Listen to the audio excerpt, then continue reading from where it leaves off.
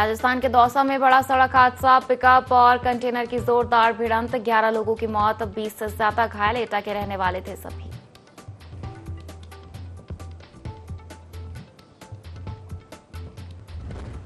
घर घर फहराया जाएगा तिरंगा, लखनऊ में सीएम योगी आदित्यनाथ ने किया हर घर तिरंगा अभियान का शुभारंभ, 13 से 15 अगस्त तक चलेगा अभियान।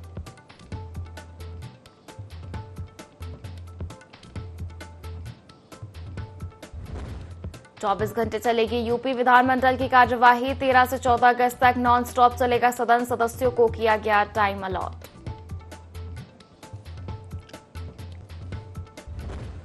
जौनपुर में बस और ट्रक की भिड़ंत, 4 लोगों की मौत, 1 दर्जन से ज्यादा घायल, खेतासराय थाना क्षेत्र के गुरैनी बाजार में हुआ हादसा।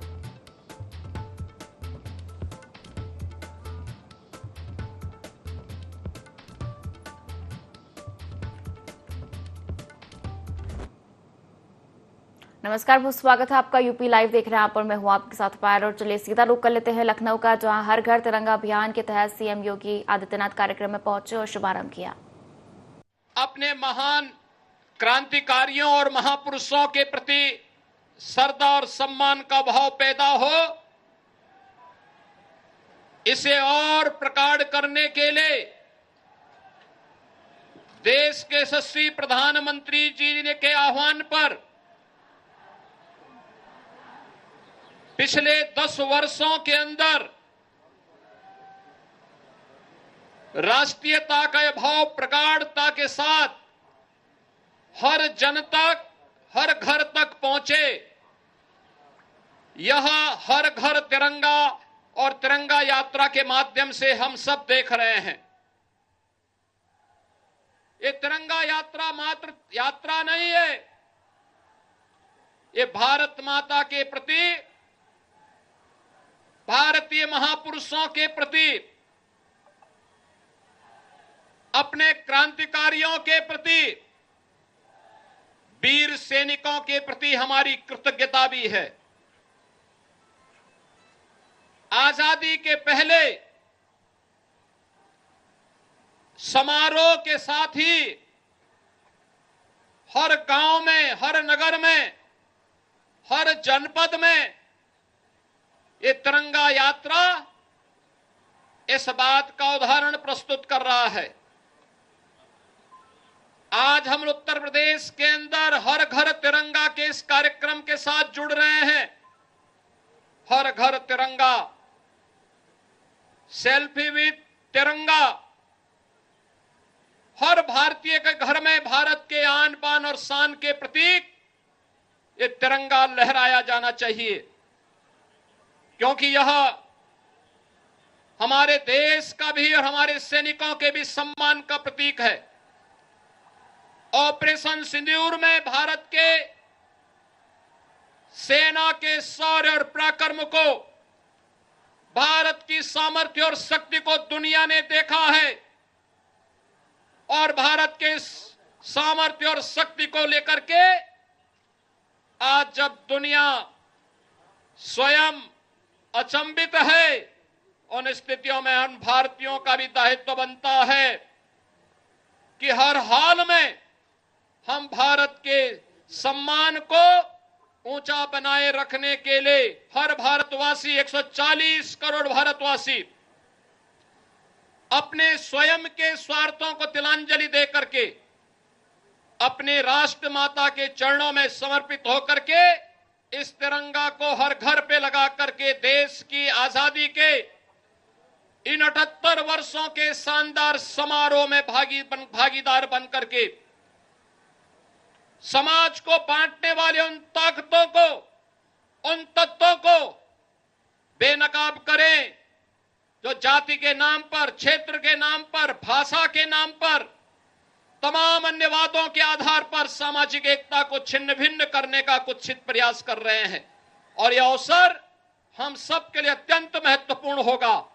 आज के इस अवसर पर, इस यात्रा के शुभारंभ के अवसर पर मैं एक बार फिर से आप सभी लखनऊ के युवा साथियों को हृदय से अभिनंदन करता हूं, आजादी की अग्रिम शुभकामनाएं देता हूं। और विश्वास करता हूं कि आदरणीय प्रधानमंत्री जी के आह्वान पर उनके संकल्प के साथ जुड़ करके 2047 का जो एक विराट लक्ष्य हम सबके सामने आदरणीय प्रधानमंत्री जी ने विकसित भारत, आत्मनिर्भर भारत का दिया है, उस विकसित भारत और आत्मनिर्भर भारत के लिए हम विकसित उत्तर प्रदेश और आत्मनिर्भर उत्तर प्रदेश के उनके मार्गदर्शन को अपने जीवन का हिस्सा और अपने जीवन का मंत्र बनाएंगे। इस विश्वास के साथ आप सबके प्रति मेरी मंगलमय शुभकामनाएं हैं। धन्यवाद। जय हिंद।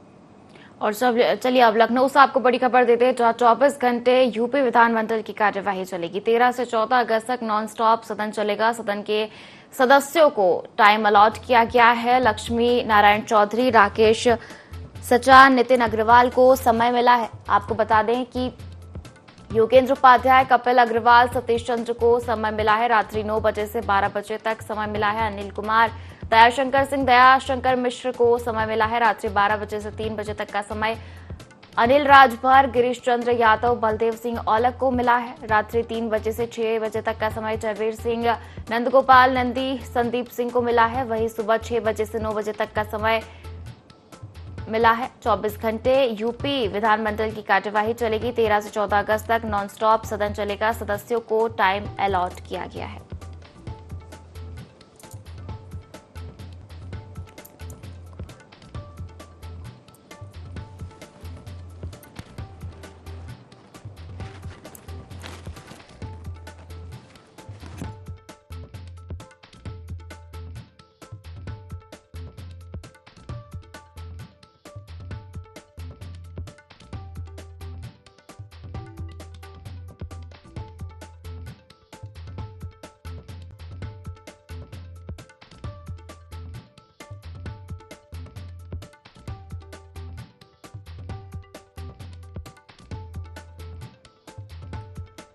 तो 24 घंटे यूपी विधानमंडल की कार्यवाही चलेगी। 13 से 14 अगस्त तक नॉन स्टॉप सदन चलेगा। सदन के सदस्यों को टाइम अलॉट किया गया है। लक्ष्मी नारायण चौधरी, राकेश सचान, नितिन अग्रवाल को भी समय मिला है। योगेंद्र उपाध्याय, कपिल अग्रवाल, सतीश चंद्र को समय मिला है। इसके अलावा रात्रि 9 बजे से 12 बजे तक का समय मिला है।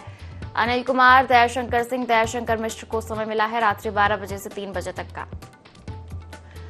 और चलिए इसी खबर पर ज्यादा जानकारी लेते हैं। ब्यूरो हेड आदित्य सैनी हमारे साथ फोन लाइन पर जुड़ गए हैं। आदित्य, 24 घंटे यूपी विधानमंडल की कार्यवाही चलेगी, क्या कुछ जानकारी इसको लेकर?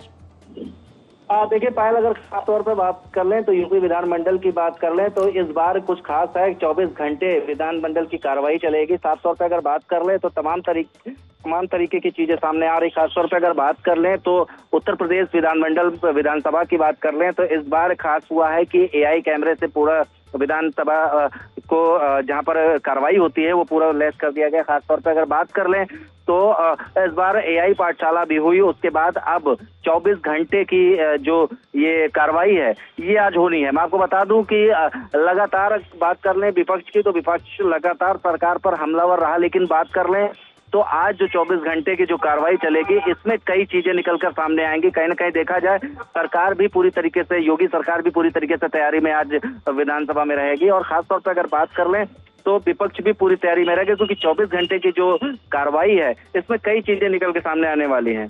पायल, बिल्कुल, तो 24 घंटे नॉन स्टॉप विधानमंडल की कार्यवाही चलेगी। आपका शुक्रिया आदित्य जुड़ने के लिए और तमाम जानकारी साझा करने के लिए।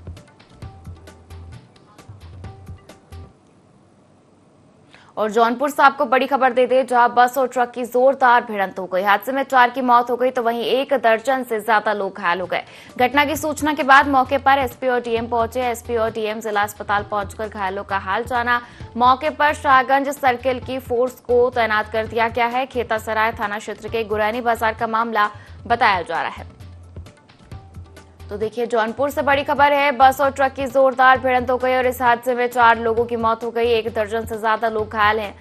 घटना की सूचना के बाद मौके पर एसपी और डीएम पहुंचे। साथ ही एसपी और डीएम जिला अस्पताल पहुंचे और घायलों का हालचाल भी जाना। मौके पर शाहगंज सर्किल की फोर्स को तैनात कर दिया गया है। खेतासराय थाना क्षेत्र के गुरैनी बाजार का मामला बताया जा रहा है।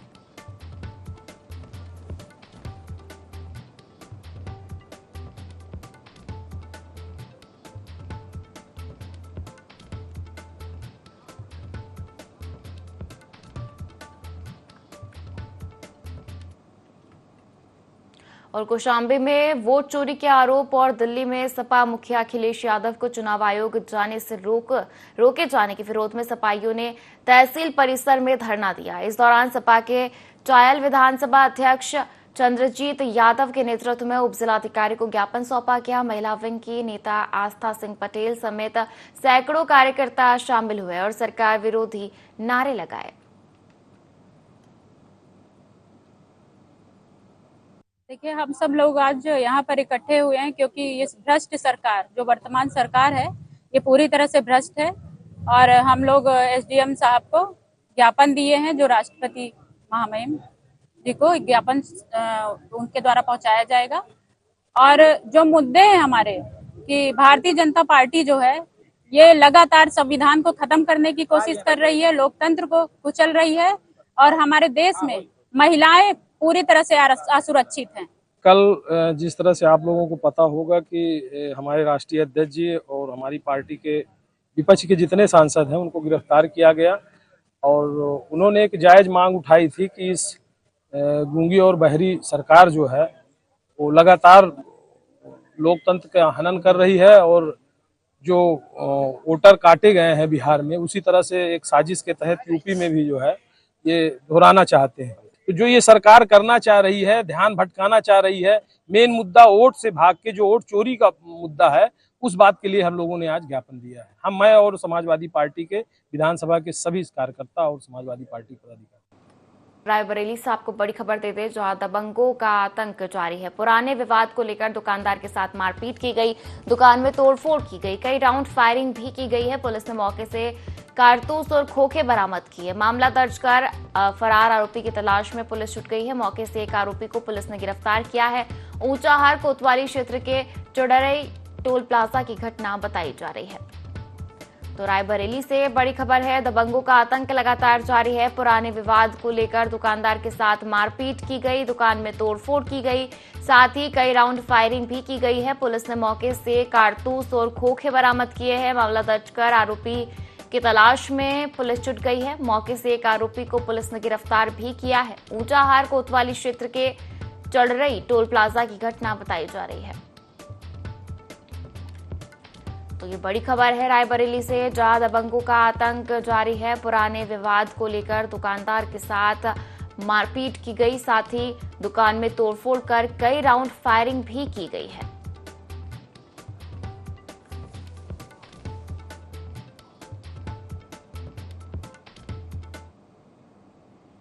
और सोनभद्र से आपको बड़ी खबर देते हैं, जहां बड़े ही धूमधाम से आजादी का अमृत महोत्सव मनाया जा रहा है। हर घर तिरंगा अभियान के तहत पैदल तिरंगा यात्रा निकाली गई। रैली में जिलाधिकारी बीएन सिंह सहित जनप्रतिनिधियों ने हिस्सा लिया। देशभक्ति के नारों से पूरा नगर और शहर गूंज उठा। तो बड़े ही धूमधाम से आजादी का अमृत महोत्सव मनाया जा रहा है। हर घर तिरंगा अभियान के तहत पैदल तिरंगा यात्रा निकाली गई। रैली में जिलाधिकारी बीएन सिंह सहित जनप्रतिनिधियों ने हिस्सा लिया। देशभक्ति के नारों से पूरा नगर और शहर गूंज उठा। तो ये बड़ी खबर है सोनभद्र से, बड़े ही धूमधाम से आजादी का अमृत महोत्सव मनाया जा रहा है। हर घर तिरंगा अभियान के तहत पैदल तिरंगा यात्रा निकाली गई। रैली में जिलाधिकारी बीएन सिंह सहित जनप्रतिनिधियों ने हिस्सा लिया। देशभक्ति के नारों से पूरा नगर और शहर गूंज उठा।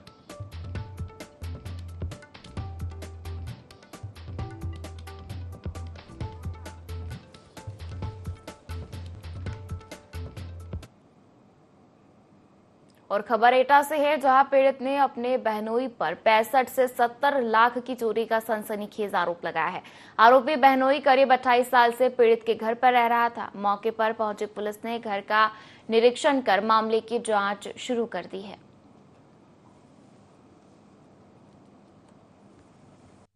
हमारे यहाँ बहनों हमारे संग 28 साल से रहते थे। हमारी सिस्टर भी ढाई महीने पहले डेथ हो चुकी थी। कोई बात नहीं, तब भी हमारे पास ही रहते थे। रात को उन्होंने हमारे स्टोर में ज्वेलरी रखी हुई थी, उसको निकाल के और कमरे में का एसी निकाल के उसमें से निकल के और गेट टूट के रात को खड़ा ज्वेलरी मारी गई 65 से लेकर 70 लाख। और अगली खबर का रुख करेंगे जो रायबरेली जिलाधिकारी हर्षिता माथुर ने जीजीआईसी कॉलेज में स्मार्ट क्लास का उद्घाटन किया। जीजीआईसी इंटर कॉलेज में एचडीएफसी के सहयोग से बनाया गया है आधुनिक स्मार्ट क्लास। स्पार्क क्लास में लड़कियों की पढ़ाई एलईडी स्क्रीन के माध्यम से होगी। डीएम हर्षिता माथुर ने बताया कि 5 लाख की लागत से बनी ये आधुनिक स्मार्ट क्लास लड़कियों की पढ़ाई के साथ साथ उनके विकास में भी सहायक होगी।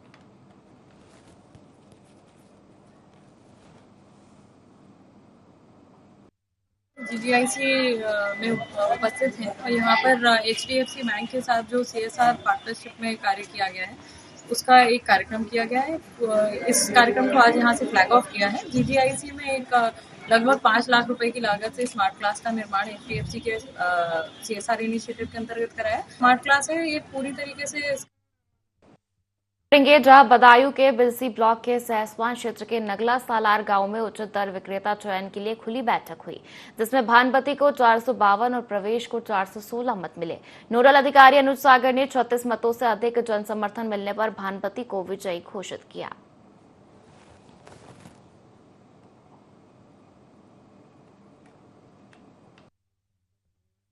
वोट हैं, दूसरी पार्टी के 416 वोट हैं। मेरी पत्नी 36 वोटों से विजयी हुई है। एक भानुमति वाइफ ऑफ विकास नंगला सलार से जी, और एक कृवेश वाइफ ऑफ सुरेंद्र शेखर नंगला से। जी जी जी।